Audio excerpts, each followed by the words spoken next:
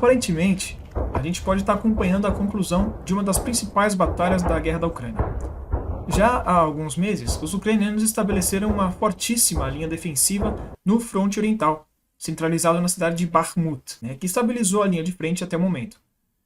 Só que, nas últimas semanas, os russos conseguiram romper a linha ucraniana no sul, avançando sobre as cidades e vilarejos de Odradivka, Andrivka, Kurdyumivka e Ozarenivka, e algumas posições na cidade de Opytne, ao sul da cidade de Bakhmut, abrindo caminho para futuros avanços dessa direção.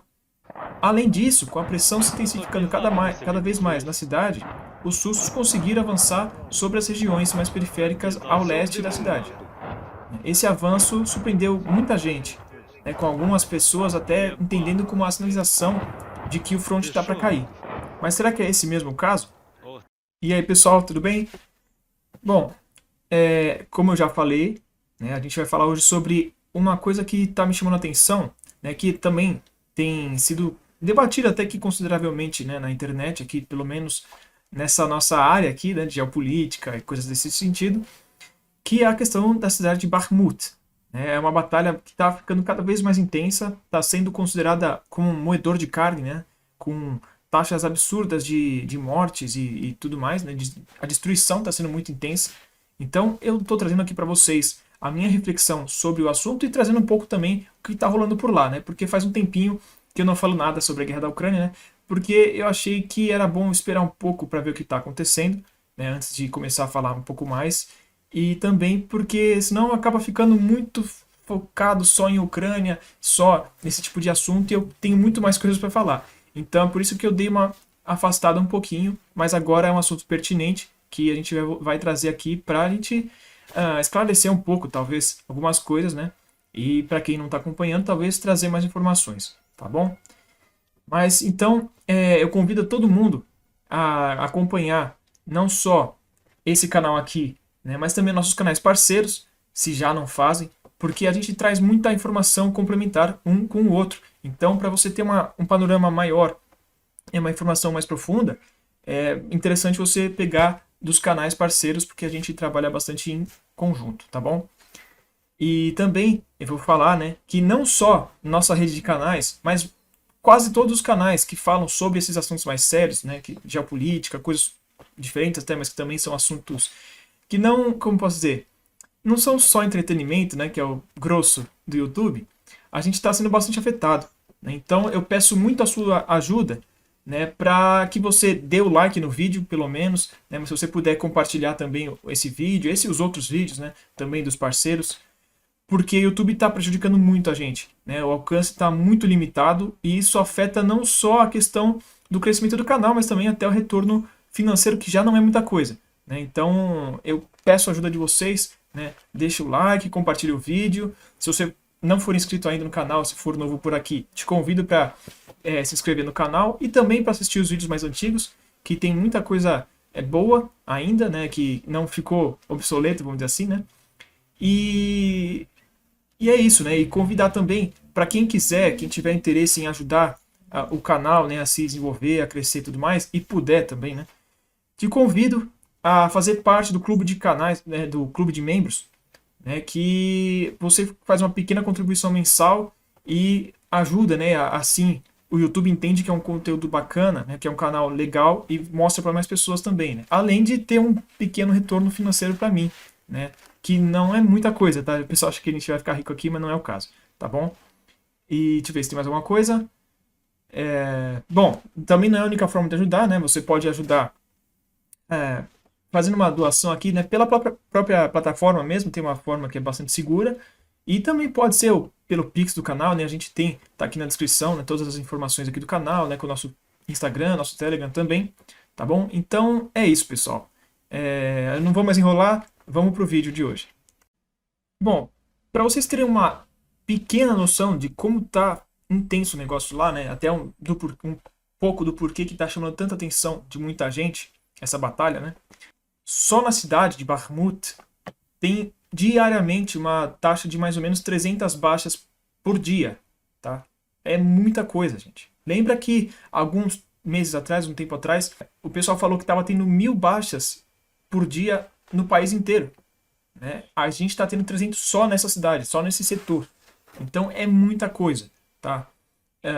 Essa questão até foi debatida, né, das 1.000 mortes por dia, mas essa da cidade de Bakhmut até foi falada pelos próprios ucranianos, até pelas mídias ocidentais também foi confirmado. Então é muita gente, assim, é realmente uma carnificina que está rolando lá, tá? Não só pelos conflitos, né, pela troca de tiros, mas também pelo número absurdo de artilharia, né, que a Rússia está usando.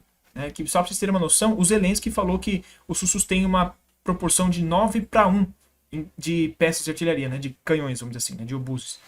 Então, tá assim, a Rússia está usando a artilharia de uma forma que nunca foi vista antes, né, de intensidade. Né, tanto que até o Luiz Kawaguchi, né, que é um jornalista brasileiro que está lá, está próximo de Bakhmut, ele falou que é um barulho constante. Até tem vídeos por aí disso. É um barulho constante, tipo no horizonte, né? Você está sempre ouvindo aquele zunido de artilharia caindo, de metralhadora atirando também. É assim, é sem parar o tempo todo. Né? Então, é assim, coisa de que a gente só pode comparar com a Segunda Guerra, tá? Então isso demonstra um pouco do porquê que essa batalha está sendo tão relevante também, né? Então, inicialmente, né, os ucranianos eles tinham algo em torno dos 20.000 combatentes ali posicionados, né, numa linha defensiva, enfrentando uma força equivalente, né, de russos, que foi sendo reforçada, né, até chegar por volta dos 30.000 combatentes. Tá? Com o aumento das tropas mercenárias lá do Wagner Group, né, principalmente, né, que não é o único que está ali, mas é, sem dúvida nenhuma, a maior parte dos combatentes que estão ali. Tá? É do Wagner Group, né, que é um grupo mercenário russo. Mas também ali tem algumas tropas das milícias do Lugansk, tá? Então elas foram aumentando um pouco a pressão, né, nos ucranianos, que eles foram forçados a também realocar algumas tropas para lá, né? E depois da mobilização dos russos, né, dos reservistas deles, uma parte desses soldados também foi enviada para lá também, né? E isso aumentou o contingente presente ali de russos, que por consequência demandou mais unidades da Ucrânia para defender a cidade, certo? E mais recentemente, né, mas não tanto, depois da tomada de Kherson, né, de Kherson pelos ucranianos, tropas de elite dos dois lados foram enviadas também para essa região, para essa área, né? Então, por exemplo, os paraquedistas russos, né, foram enviados para lá, e do lado ucraniano, para defender a cidade, foram enviadas algumas unidades, né, de algumas brigadas motorizadas e mecanizadas também. Tá? E mais recentemente, né, agora, né, devido às circunstâncias presentes, os ucranianos eles estão retirando tropas da região de Zaporozhia, né, que eu já tinha falado para vocês, se vocês lembrarem nos últimos vídeos que eu falei sobre a Ucrânia. Falei que tinha uma concentração de tropas ali, né, que eles poderiam fazer uma movimentação por ali, né, mas com o que está rolando em Bakhmut, eles perceberam que eles tiveram que mandar tropas de Zaporozhia para Bakhmut, né, para vocês terem uma noção de como tá forte o negócio lá.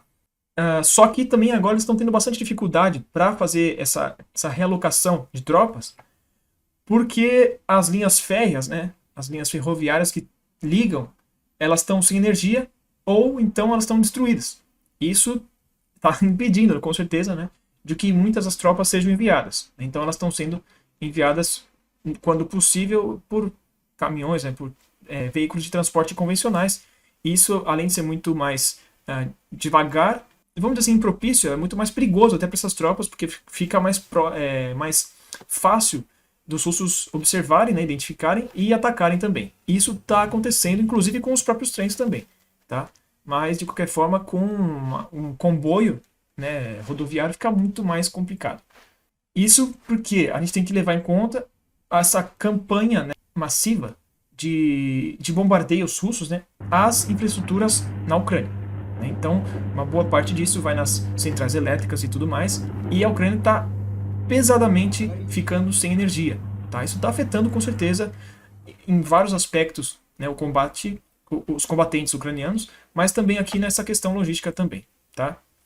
Mas também esses não são os únicos problemas de logística, né, os problemas de geral que os ucranianos estão passando. Para eles, infelizmente, está num momento meio complicado, né, na guerra. Os ucranianos estão tendo bastante problemas também para enviar tropas por conta da Rasputitsa, né, que é o nome que se dá essa temporada, né, antes do inverno começar mesmo, né, o inverno mais intenso, né, que os campos eles estão extremamente enlameados, né, e isso impede a locomoção dos veículos, principalmente sobre rodas, né, mas também até alguns sobre lagarta, né, fica assim um lamaçal total, é bem complicado. Isso é bastante grave, porque prejudica não só essa movimentação de tropas, mas também até a utilização delas em campo de batalha, né? Como, por exemplo, né, só para vocês terem uma noção, né, só para imaginar um pouco, isso agrava muito a operação da artilharia ucraniana. Porque eles não conseguem se retirar depois de ter atirado com a artilharia. É só um exemplo, né, que, por exemplo, a artilharia geralmente ela atira e depois ela sai do lugar, porque senão fica muito fácil identificar onde ela está, e aí a contrabateria, né, que é a artilharia do outro lado, atira onde estava essa artilharia. Sem você conseguir se movimentar, a artilharia vira um alvo fácil. Então, não só a contrabateria russa, mas também a aviação, junto com os drones, né, tá fazendo a festa lá por conta disso também. Estão destruindo muito a artilharia ucraniana por conta disso. Eles não estão conseguindo se movimentar, eles não têm essa mobilidade, né, por conta da questão do terreno que ficou muito ruim. Tá? É só um exemplo, né, tem outras coisas também. Tá? Como, por exemplo, também os veículos, né, principalmente os tanques de guerra, né, para ficar mais fácil de vocês entenderem, né, os tanques de guerra, esses blindados todos, né, que tem esteiras não, lagartas, eles estão muito difícil de conseguir operar no campo de batalha. Então agora que está começando a congelar mais o terreno, né, fica um pouco mais duro, então agora eles estão começando a conseguir operar de novo melhor, mas até agora com essa Rasputitsa completamente paralisou essas operações, porque afeta muito, tá? É um dos motivos do porquê o pessoal falava que no inverno vai mudar e tal. E um outro problema que os ucranianos estão enfrentando é que a artilharia ucraniana está disparando uma taxa também muito grande, que são 5.000 disparos por dia. Tá? É muita coisa também. Só que isso é um problema porque a produção ocidental ela não dá conta de suprir, né, de abastecer um volume dessa monta. Né? Eles não conseguem produzir tantas granadas de artilharia, né, tantos disparos, né, tantos projéteis de artilharia, vamos dizer assim, né, para suprir tudo isso. Tá? Pra vocês terem uma noção, 5.000 por dia. Pelo que eu vi, parece que eles conseguem produzir juntos, né, o Ocidente como um todo, né, cerca de 30.000 por mês. Porra, em uma semana já não deu o que os ucranianos estão usando, entendeu? Então fica muito difícil de você conseguir manter uma taxa de disparos dessa, né, que, vamos lembrar, de 9-1 dos russos e tal, para vocês terem uma noção de como é complexo essa coisa e como tá no sanhaço, né? Como tá difícil para os ucranianos ali, tá? E, além disso, ainda tem mais uma questão.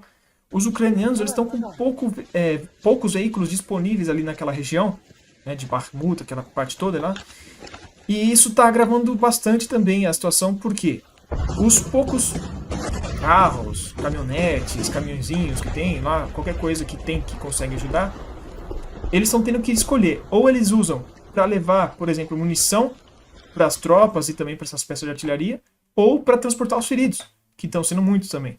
Então, tá uma coisa muito chata ali para os ucranianos, tá bem difícil mesmo, tá? Então, assim, com tudo, né, com a situação, com o lamaçal, tudo mais, as trincheiras, tudo mais, tá uma situação meio que parecida até com o que foi na Primeira Guerra Mundial, tá? Só para vocês conseguirem ter uma imagem na cabeça de como tá a situação lá, tá? Então, como que foi o avanço russo até agora? Com a estabilização do front, né, naquele momento depois da conquista de Lysychansk, né, acho que vocês vão lembrar ali, se eu não me engano, acho que foi para o fim de setembro, não lembro muito bem, né, os russos eles tentaram um avanço pelo norte, né, mas eles foram barrados pelas defesas ucranianas montadas em Spirne, né, que era bem mais para o norte. Então, eles tentaram avançar por Soledar, né, mas igualmente os ucranianos defenderam assim pesadamente a posição, né. Em ambos a gente tem que entender que os ucranianos também eles estabeleceram posições nas colinas, no entorno, né, dessas cidades, né, e a dinâmica naquele pedaço do front, né, inteiro tem muito a ver com a geografia local, né, tem muita colina ali, né, de certa forma fazendo como se fosse um vale, né, em Bakhmut. Embora sejam difíceis de conquistar essas posições, né, porque posição elevada e tudo mais, elas têm uma visão superior da cidade, das cidades como um todo, né? Então, elas são extremamente importantes, assim, tanto tática como estrategicamente. Então, por isso que os russos estão mesmo assim atacando essas posições. Tá, depois disso, os russos eles decidiram realizar um ataque direto a Bakhmut, né, porque eles não estavam conseguindo esses avanços ao norte. Então, eles usaram principalmente, né, os mercenários do Wagner Group para avançar diretamente na cidade. Tá? Então, eles usaram pequenos grupos, né, do Wagner Group para se infiltrar em posições importantes, né, principalmente nos flancos das posições principais ucranianas. Né?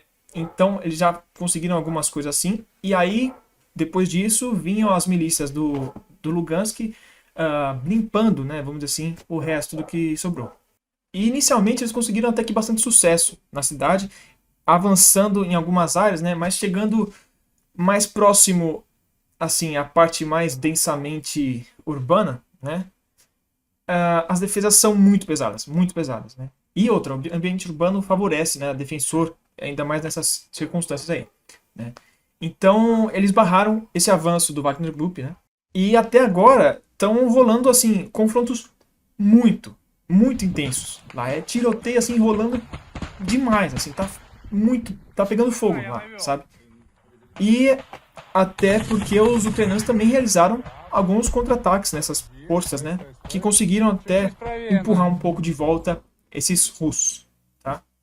E a gente tem que lembrar também, que nesse momento aqui, que a artilharia russa está realizando barragens ininterruptas ali. Então, né, nas posições ucranianas, então isso também agrava bastante a situação do combate. E também, né, usando artilharia daquele jeito que eu já expliquei para vocês, né, principalmente naquele vídeo que eu falei das defesas ucranianas, né, que eu convido a todos a assistirem. Mas para quebrar essa situação toda, né, e possibilitar um avanço um pouco mais considerável, né, os russos então perceberam que tinha uma defesa um pouco mais fraca no sul da cidade, né, nas localidades que eu já falei, né, que elas estão mais ou menos a uns 200 a 300 metros acima do nível da cidade de Bakhmut. Então elas permitem olhar não só para a cidade de Bakhmut, mas toda a região ali, né? Elas ficam quase como mirantes, né? Então dá para observar, por exemplo, as cidades de Klishivka e Ivanovsk, né? Então os russos recentemente conseguiram avançar ali, né? Eles dominaram aquelas cidadezinhas, né? Aquela região ali, e juntamente com isso eles iniciaram ataques na região mais a nordeste da cidade de Bakhmut também. Então isso dá para a gente uma ideia do que pode acontecer agora, tá? Então, o que pode acontecer em Bakhmut agora, né? Bom, baseado no que a gente viu até agora na guerra, né, especialmente nas batalhas mais importantes, né, como por exemplo foi em Mariupol, lá em Severodonetsk, Lysychansk, algumas outras, né? Mas essa só para ilustrar, né, a gente pode ter uma ideia do que é o modus operandi tanto da Rússia quanto da Ucrânia, né? Então, a dinâmica provavelmente vai ser a mesma. Pelo menos na minha impressão é isso que vai acontecer. Né? Então, vamos lá. Com essa abertura, né, no sul, os russos eles vão buscar flanquear a cidade, né, cortando as rotas para ela e cercando a cidade, com certeza. Isso é praticamente certo. Né? Mas isso pode também ocorrer de algumas formas um pouco diferentes.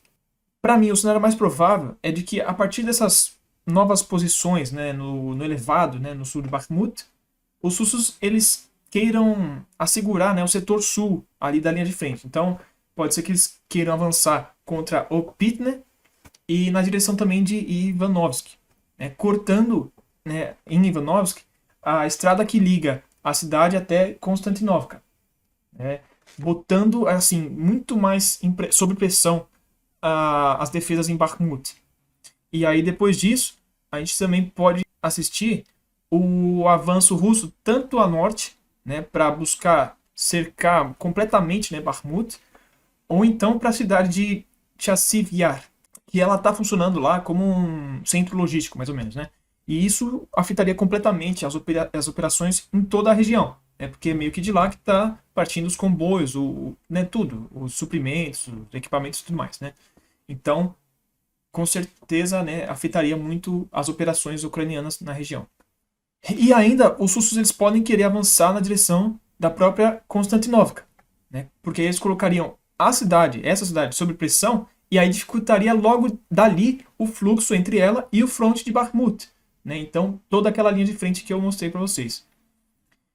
Então, com isso, pode ser que a linha defensiva nas partes mais ao norte fiquem sem condições de manter a resistência contra os avanços inimigos, né? E acabem, por isso, cedendo.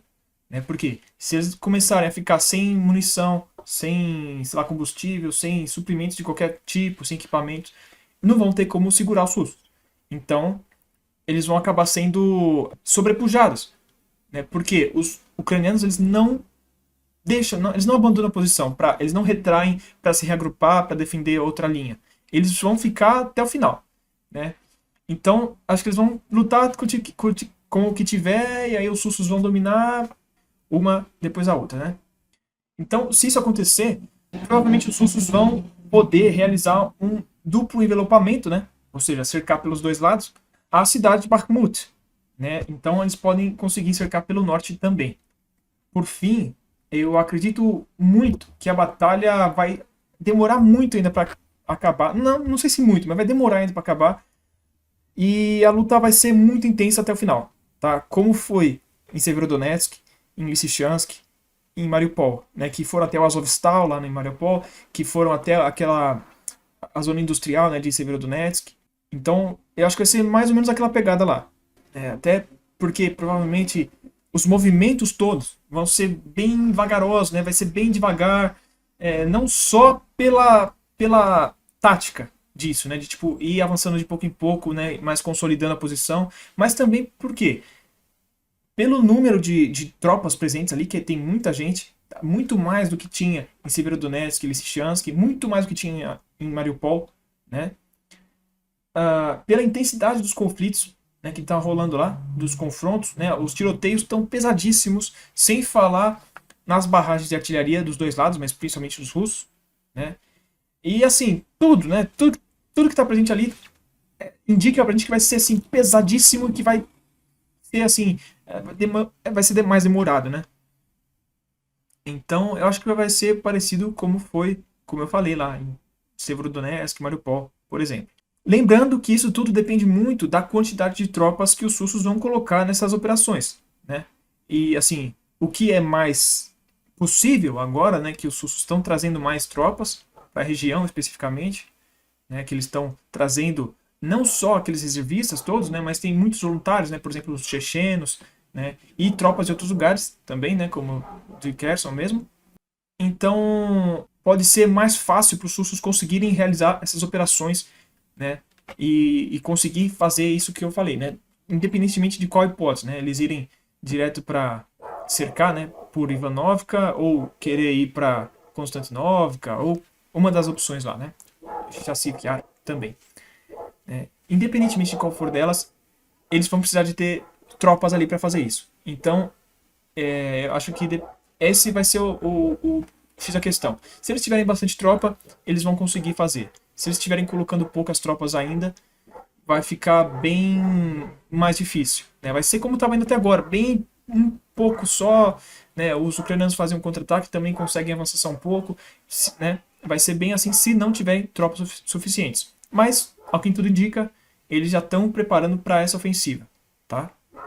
Isso não quer dizer necessariamente que seja aquela tão esperada ofensiva de inverno russa, né? Como tem muita gente que fala isso. Acho que até eu já falei que poderia acontecer uma grande ofensiva no inverno, né? Mas tem gente que está apostando, não, vai ter uma grande ofensiva, tá? Isso não quer dizer que seja o caso aqui, tá bom? Eu acho que talvez isso, se for acontecer uma grande movimentação por parte da Rússia, acho que isso vai ficar para o ano que vem ainda. Porque até chegar todas as tropas de reservistas e tudo mais e se posicionarem certinho na Ucrânia e tudo mais, acho que ainda vai demorar um pouco, né? Não é muito que vai demorar, mas ainda não é o momento, tá bom? E ainda, uma coisa que eu acho interessante a gente falar mais no plano mais macro estratégico, né? Pode nem ter sido intencional, tá? Pode ter sido pelas circunstâncias, mas eu estou enxergando uma coisa, uma possibilidade, né, uma oportunidade, na verdade, para a Rússia, né, com a intensidade de Bakhmut, né, está sendo o centro de gravidade ali na Ucrânia, por enquanto. tem muitas tropas ucranianas, principalmente, russas também, mas ucranianas principalmente, saindo de outros pedaços da linha de frente. Né? E aí, como eu já falei, especialmente lá em Kherson e também em Zaporozhye, né? Que são aquelas partes mais ao sul da Ucrânia. Então, pode ser que ali fique com poucas defesas ucranianas.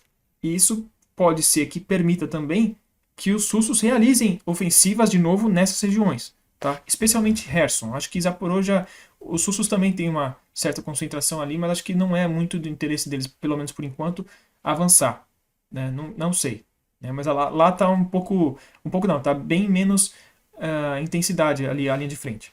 Então, pode ser que com as tropas saindo dessas regiões, indo para a linha de frente em Bakhmut, pode ser que abra a possibilidade dos russos avançarem por essas regiões. Né? Então, para os russos seria retomar Kherson como um todo, né? Mas também não sei se é do interesse deles, porque eles teriam que reestruturar totalmente ali, novamente, aquele pedaço da linha de frente, né? E não estava fácil, né? Principalmente, né, só para vocês entenderem, por exemplo, fazer o cruzamento do rio de Dnieper, né? Porque os ucranianos tinham derrubado as pontes, né? Os russos também acho que derrubaram uma ou outra. Eles não estavam conseguindo reabastecer a linha de frente em Kherson, por isso que eles retraíram para o outro lado do rio. Então não sei se também tem essa capacidade toda. Mas, de qualquer forma, né, se os russos virem uma oportunidade, eu não duvido que eles façam isso. Tá? Então, só para deixar essa possibilidade aí para vocês, né, de verem como tudo acaba sendo um xadrez. Né? Você muda daqui e põe para cá, acontece tal coisa. Né? É uma dança. Né? Quando um faz um movimento, o outro faz o outro. Né? O parceiro de dança, né, faz outro movimento. Então, é tudo assim. É muito intrínseco, né? Um movimenta, o outro movimenta junto. Então, quando um movimenta, faz um movimento errado, o outro pode se aproveitar disso, né? E causar algum dano maior. Né? Como foi, por exemplo, né, os ucranianos fazendo aquela ofensiva no norte, né, lá em Kharkov, onde eles conseguiram, né, os russos fizeram um movimento errado, né, de deixar poucas tropas defendendo, com um espaço muito grande entre uma posição e outra, e os ucranianos perceberam isso e conseguiram fazer aquela movimentação que deu certo, né? Avançou bastante. Então, é isso que eu estou falando. Enquanto um faz uma cagada, o outro aproveita e ganha espaço. Então, é só para ver isso. O que a gente pode ver ali em Bakhmut? Porque Bakhmut é bem no meio da linha de frente, se a gente pegar lá como um todo, né? É bem no meio. Então, ali tá puxando gente de tudo que é canto. Só que se puxa gente de tudo que é canto, tem lugares que vão ficar com menos gente. Tá? É isso que eu estou querendo que vocês parem para pensar.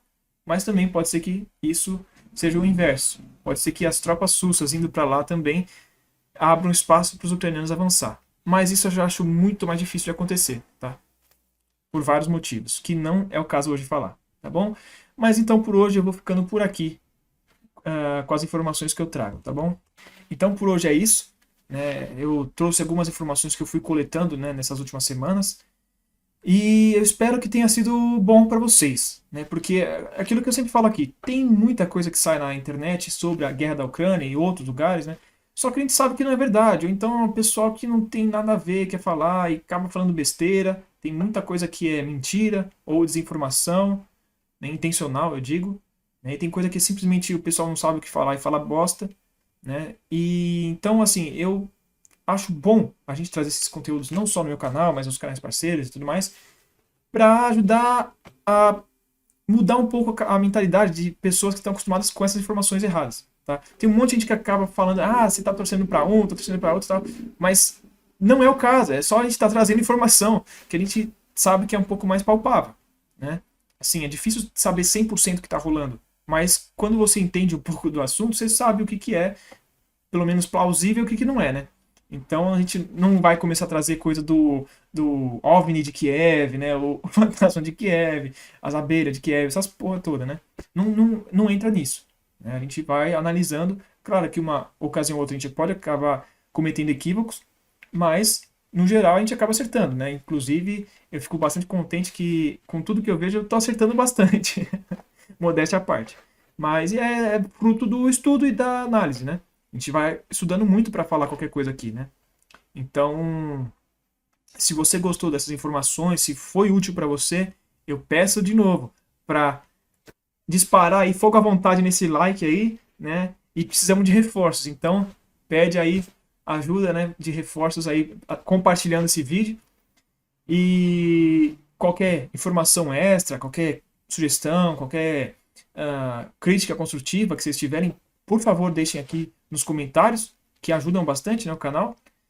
E acho que é isso, né? Se você assistiu aqui, se você é novo no canal, se inscreve aqui no canal que você vai ver que tem muita coisa boa, né? E eu convido a todos também para assistirem outros vídeos mais antigos que por acaso você não tenha assistido, que tem muita coisa que eu faço que não é relacionada só a um contexto temporal, né? Tem coisas que são um pouco mais gerais que dá para aproveitar muito o conteúdo, tá? Então eu convido a todos para que assistam os vídeos mais antigos, tá?